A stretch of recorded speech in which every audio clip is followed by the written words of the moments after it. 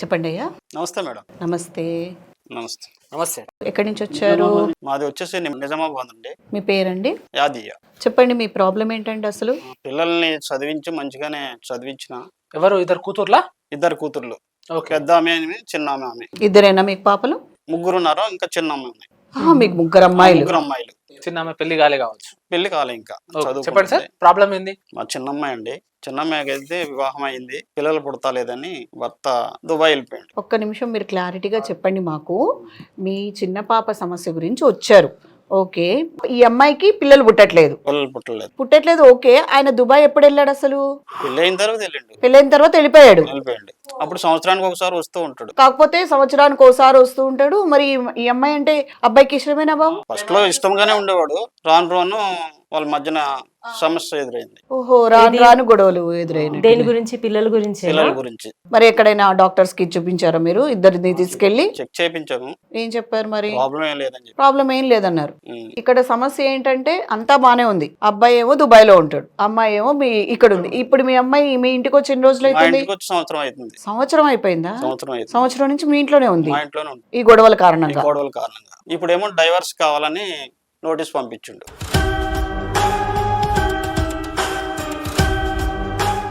ఏమని రాస్తుందయ్యా? సరిగా ఉండలేదు, మెంటల్ గా మంచిగా చూసుకుంటలేదు అని చెప్తుండ్రు.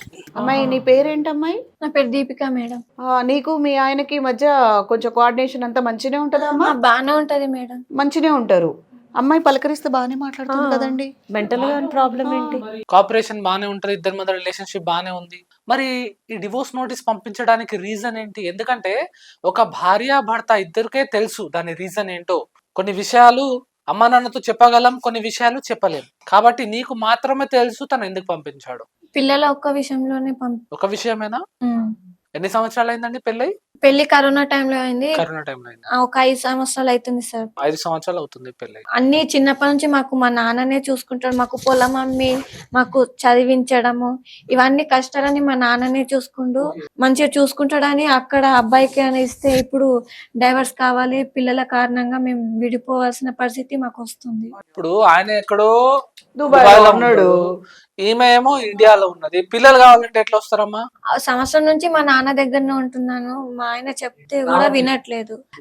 సంవత్సరానికి ఒకసారి 2 నెలలు ఇట్లా ఉండి వెళ్తాడు, టార్చర్ చేస్తాడు, గొడవ పెట్టుకుంటాడు, తాగుతాడు, మళ్ళా డైవర్స్ కావాలని ఒక మాట చెప్పేసి వెళ్ళిపోతాడు.